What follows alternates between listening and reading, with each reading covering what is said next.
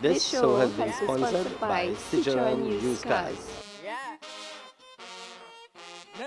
So, I'm here with Nigel Hook from SILVERHOOK. I just want to say it is a real honor to have you guys come down to Trinidad and Tobago and you guys race your fantastic Lucas Oil number 77 boat in our 50th great race. And I saw your boat on TV yesterday, which made me cheer. It was really exciting. But how did you enjoy the race? How did you enjoy Trinidad? Well, first off, how to enjoy a race? The race was incredible. And I love every race, right? I mean, that's why I'm here. That's why we're doing it all the time. But this race in particular was quite an achievement for us, even though we didn't win. But a second place we're very proud of. The race was splendid. And Trinidad, you know, it's interesting. I'll be honest that the impression I had with Trinidad, what I'd heard about it, didn't live up to what I saw in a very positive way. It was much better. And I think the real key to that, the part which is not really expressed outside of the country, is the community here, especially in our sport of powerboat racing. A very small sport, but it is truly worldwide. And the people of Trinidad, I haven't been to any country where they've embraced us and they've engaged us and helped us anywhere else than in Trinidad. And you know, because of that, we've been doing so much. I want to come back next year. I want to come back actually and take a look at the country, right? Go to Tobago, spend more time there. Because of all the things involved logistically in bringing the 77 Lucas Oil boat here, it's a lot of work, right? So, but glad I'm here. It's been a wonderful, now it's about a week, so it's been a great week. Okay. So in the first interview, I interviewed Tim Patterson. I didn't really ask him any specifics about the boat, like the boat length, the horsepower of the engines, that kind of stuff. Do you want to fill in the view? Yeah, no, from a detailed point of view, this is a very rare boat. It's a 48-foot GP SILVERHOOK. And SILVERHOOK actually is a combination of myself, as for the hook part of it, and my original partner, Michael Silverberg. And also, actually, I come from just by Silverstone Racetrack in England, very famous for the British Grand Prix and probably home of Lewis Hamilton, right, as far as his victories. But no, it's a 48-foot SILVERHOOK, and it's a custom design, designed to be the fastest boat across the ocean over the horizon. So this boat's a little different. It's got a big rudder on it. And that rudder, even when the boat's flying, you'll see the pictures, usually you'll see the tip of the rudder in the water, keeping us level. What's also unique about it, it's got fins down the side. So if you think about throwing a dart, right? You've been an Englishman, right. You're familiar with darts, right? Yeah. So it flies true and level because of the fins down the side. The engines are very key because this is the third season on this pair of engines, and we haven't even replaced for springs yet. We'll probably do it after this race because it was a long way. But these engines are Mercury. They call them QC4V. It's a quad cam 4-valve, and it's basically, you look out there, it's probably the only engine that's racing which has the double overhead cams per cylinder bank. So 4 cams, 4 valves per cylinder. We run at 1,350 horsepower. Fairly modest compared to the other guys, but what's different about these engines, it's got 1,300 pounds of torque from 2,000 all the way up to 5,700. Very flat torque curve, which gives it really good throttle response in a rough. When it gets rough, I don't believe there's a better boat in the world than the 48-foot SILVERHOOK with these Mercury engines. It's a great pair. Unfortunately, we didn't have much rough water on Saturday, right? It didn't quite live up to the reputation of being the most challenging waters. But I tell you what made up for it is that it was so picturesque. I don't think I've ever been on a race site. I mean, you look at the mountains, you look at the forestation, the cliffs that are dropping, and then you see the beautiful island of Tobago. You know, when you see that coming into vision, it's like, okay, we got like another 10 miles to go. So, yeah, it is a great race. Yeah, it truly, truly is. Now, the actual race itself, I think leading out of Trinidad, you was around 4th? Yes. We've been unfamiliar with the terrain here. Well, I guess that's a land mass. I'm unfamiliar with the water and certainly the surrounding terrain. We wanted to take it cautious, because we knew our advantage would be on the North Shore. And we'd gone out, you know, Roger Bell and James Hadid, great competitor, good friend now. They took us out on Tuesday and looked at the conditions so we could take a look at the mouth of the dragon, take a look at the Boca, right? So we had a bit of a insight into what to expect, and that's what we were thinking was going to be the toughest part. So the initial few laps, we just wanted to make sure we didn't break out, and we want to make sure that we, you know, we didn't have an infraction on the course with it being new to us. Right, so kind of familiarize yourself as much with the course as possible. So, did the Trinidadian Bolt surprise you at all? They did. I mean, I think they're used to the rough water, and they really pushed hard. Cats, you know, especially when it did get a little bit bumpy, are not supposed to run that fast in this sort of water, right? So no, it did impress me. There's a lot of cat competition here, all great boats, you know, Mystics and Skaters and Victory boats, dug right. So certainly, and of course on the monohull side we had the Cat Killer, and they were storming out of the first 2 laps, right? They Lee and the Cat Killer was doing fantastic. He was right up there with Monster, and I think next to them was Paramount, right? So 3 of them were going really well, and you know, we came out of there pretty conservative, but you know, we certainly started to make it up as we got towards the Macaris. Yes, Maracas, yeah. Maracas, I'm sorry, yeah, Maracas, yeah. That was a nice little divot in the course, right, where you come into this little village, and we had a little trouble finding the buoy. Yeah, because you're coming in at high speed, and you're getting close to the shore, and you're having to try and find this buoy. So we had a little bit of a difficulty there, and we had... Especially when you're not familiar with the place as well. Yeah, we had Mr. Solo right on our bow, right on either side of us. He was on the starboard side of it, and he came on the inside, and so great competition. They pinned that turn in Maracas. They pinned that turn, came out of it ahead of us, and we were kind of catching them up, trying to catch them up, at least coming out of that. And it was. I mean, visibility was tough sometimes. So you get every variability you can expect was in that race course. I just want to ask you about what you thought of the actual Trinidad and Tobago Powerboat Association. They invited you down here. Yes. And how did you find the whole experience with the Trinidad and Tobago Power Association? Well, I'll tell you, I've got a lot of experience racing around the world with different national authorities for powerboat racing. And so I say this with a lot of experience, but the professionalism of this organization, the Trinidad and Tobago Boating Association, Powerboat Association, was first class. Without a doubt, very professional. And one of the things I don't think I've ever experienced was a start so regimented. This is the first time I've been in a race, and I've had hundreds of offshore races, right, where the milling area, or in Europe we call it the mustering area, is you know, people don't always go in a same direction, right? They tell you in driver's meeting go clockwise, and people go anti-clockwise, or vice versa. What the guys do here, very smart, they put a buoy right there, and everybody goes around it. It was like perfect, the best one I've ever seen. Right. So the forethought of being able to put a buoy there, make sure everyone knows the instructions. So you've never seen that before? No. That's the first. Normally, you put a pace boat out there, and people are told to mill by the pace boat. And so, you know, it can be here, there. There's no argument when a buoy is there, right? So it's a yellow buoy, and we went around it, and then right on the money, when it, you know, they got a 2-minute warning. Right as it was like 10 seconds to go, we peeled out. Everybody peeled out, got in line, bam, the green flag dropped.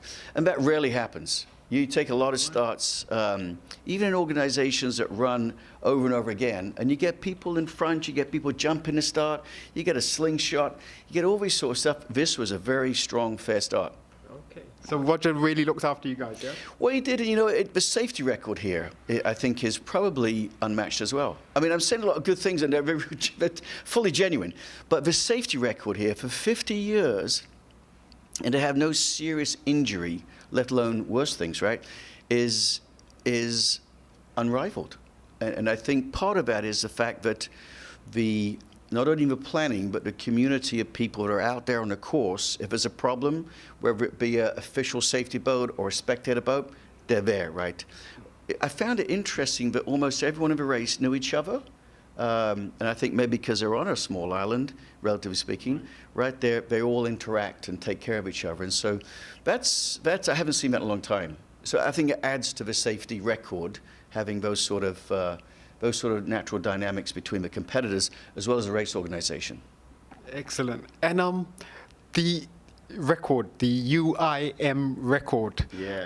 Obviously, Monster won that. But now, like what I heard from Roger is it's attracting a lot more international boats to like come and race for future great races. What international boat would, apart from yourselves, would you like to see come down here and you compete against in the great race in future race? Well, you know, this is truly a worldwide sport. And there are countries that have races, like in Australia, there's a great boat team there called Maritimo that come to the US to race. The Italians have been known forever to be a leader of this sport, right? So we'd like to see more of the Italian teams come over. Of course, Do they really put Ferraris in their boats? Ferrari engines? Lamborghini engines, actually, yeah. Yeah, they do, yeah. But the sport originated where? England? In England, yes, yeah. Originated in England 113 years ago. So, of course, there's some great English teams. And now the Middle East, right? The dominant player in the marketplace with the UAE, the Abu Dhabi team, the Victory team. I mean, they've got some very strong competitors. And they're starting to come out of their country to race in the Americas, right? So one of the things we'd like to see is to have all these teams from around the world come to here, because I truly believe this is probably the natural environment, natural race course to host a true world championship. Right. Excellent. Now, do you... First of all, I've seen you've got a whole list of sponsors on your shirt there, the main one being Lucas Oil. So I want you to like big up and talk about your sponsors. Yeah, well, I tell you, I can't stop talking about Lucas Oil. Don't get me started there. But no, we're very privileged because when we got first sponsored by Lucas Oil in 2001, they're a very small company and they've been extremely successful. Their oil, in the 17, 18 years have been sponsored by Lucas Oil. Not once has someone come up to you and said, that oil isn't any good, or that oil caused this or that. In fact, to the opposite. Everywhere I go, someone will come up and say, that oil has saved my engine. That oil makes my boat go faster. That oil make my car go further in between the oil changes, right? I mean, it's incredible. It's almost like the fan base they have of a product. And so Lucas Oil, it's a family-run company. Forrest Lucas, the CEO. It's been a great relationship there. And the longest running in the sport. In this sport, there's not been a longer running sponsorship. And so very proud of that. But you know, it takes more than the title sponsor, it takes more than their oil to make sure we're successful. And one of the things about our boat, which is unique, is the technology in the boat.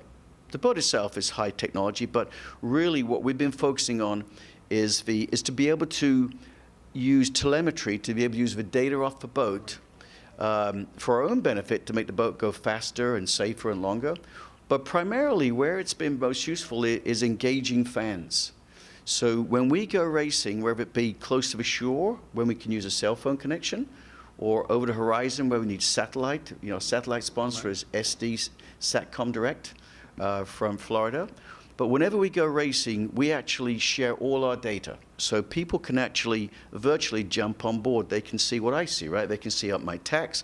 They can see how fast we're going, actually see my heart rate, oil pressure, temperatures, all that sort of stuff. If you go online at silverhook.com, you can go click the T3 button and you can go and actually watch this as you're running.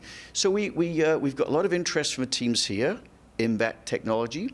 Because if all the boats are doing that, then a guy, wherever he's on the beach or sitting at home across the, other part of the world, can actually click on, I want to see Jumbie racing, right? I want to see Ironman. And they can actually virtually be on board and then see where they are in the course compared to the other boats. It's really, I think, going to help our sport grow beyond the confines that we've been limited to in the past. Because, our racetrack is the ocean. It's not the easiest to see. We don't have a grandstand of 200,000 people, right, which are looking down on a racetrack like at Daytona. So this is a way, using the latest technology, that we can help share this sport with all the people that have some interest. And I actually went to the T3 lemontree.com. And you can actually see the race now. Yeah, So you can go back, yeah. there's a recording of the race now if you go to that website. And just follow them going up the course. It's fantastic. Really is fantastic. As I say, when it's live, that's when you see all the gauges and stuff. It is, yeah. Live, you can see, and I think there's probably some replay on that as well, times when we'll do it. And when we go to test, we test on a lake in Florida. You can see it whenever the boat goes on the water. That data is streaming up into the IBM cloud, and then it's dispersed to anyone who wants to watch it. And it's interesting because it's, I got a comment from one of our competitors saying, "Oh, I saw you did so and so, right?" They can see how fast we go in the RPMs, and they're estimating what gear ratio we got. I said, "Yeah, I don't mind sharing the data of our team because I think it's one way to increase the." Just the attendance of a sport, right? To get the awareness of a sport out there. And it's so unique, this sport. I think when people do get to see it, they get hooked. Yes, truly. So my question for you is, in Trinidad, did you actually manage to try any doubles or roti? Yeah. Well, the yacht club, the Trinidad and Tobago Yacht Club, they had Roti the night there, and that's delicious. I mean, it reminds you a little bit about kind of a little bit like a Cornish pasty or some of the pies in England, All right. Just a little bit. I mean, there's nothing really like it in the US, right? You look at when you look at a doubles or a roti, I don't think there's anything like that. So, the chickpeas, the curry, I love this stuff, right? Because growing up in England like you did, there's the curries, different, but the Indian curries, something I always like to go for. But so this local food is something unique, right? And it's nice to have that as part of the fame of Trinidad. And hopefully we'll see you come back to Trinidad, not necessarily with the boat, but maybe on a holiday? When you race these boats and you get to race in these nice resort areas, it's tough to actually pick a holiday, right? Because we make this a holiday. We didn't quite get to do all the things we planned to do. We were going to spend a couple of days extra in Tobago and go swimming with turtles and go to a chocolate factory. We had all this lined up, but you know what? This is very consuming, the sport of offshore powerboat racing. And the number one priority is we want to get the boat all buttoned up, all packed up, shrink wrapped, back on the ship, because we have a race back in the States we've got to go to. And so, but yeah, we want to come back. And now we got friends here. Right. We got good friends here that we've made. And so, I mean, all the competitors have been equally hospitable to us and generous. And one of the things I think which will make this more approachable for the world community of offshore racers is to big brother each foreign competitor to a local racer. And I can go out there and tell people, whether it be this team or that team, they will take care of you. Because, I'm in the same shed getting ready for this race as a guy in my class, right, a competitor, the Ironman. And they go out of their way, stop on their boat, come and help us in our boat. And so there's this, whether it be Ironman or any other teams, it's the same, right? Everyone's there to help us.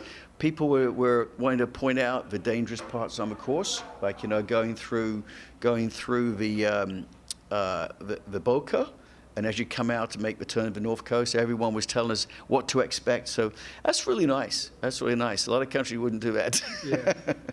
They'd leave it as a surprise.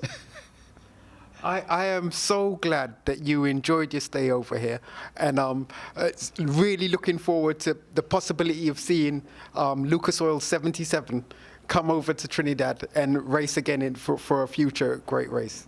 Yeah, thank you, English. I do too. And, I have to say as a plug, it is a fantastic product, Lucas Oil.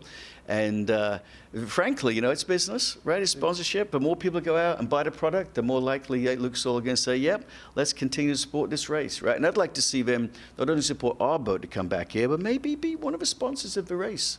They do that in different circuits in the U.S. And I think this is a country where once they, it's a country which really loves motorheads, gearheads, right? So I think when they see the value of what Lucas Oil do, I think they'll all be on board. Excellent. And one last question. You're English. How long have you've moved to America, yes? Yes, yeah. Actually moved to America first off to New York. I moved to California in 1984 and picked up racing in the States in the late 80s, 88, started racing in the States. And originally did it in England. So I started down in Whereabouts? down at the very first. Devon is lovely, lovely place. Yeah. My family lives in Torquay, right outside Torquay, Shaldon, actually, so I started in this sport because my uncle Roger, in England, when I was growing up, I was a little lad this big. He used to design and build and race boats, and he was my hero. He was the guy that anytime I want to go down, my Uncle Roger, see what he was doing, get him a boat with him. I think the first time I was in a race boat with him was 10 years old, but the real time I raced was when I was 18. You have to be 18 in the UK to race, and so I got him a boat with him, and you never forget the first race. And I remember my Uncle Roger, we were in a small boat. It was a 19-foot with twin outboards on the back, and it was cold and rainy, and it was rough, but I'll never forget that. Excellent. A lifetime memory. Lovely talking to you. Thank you so much, Nigel. Thank you. Bless you.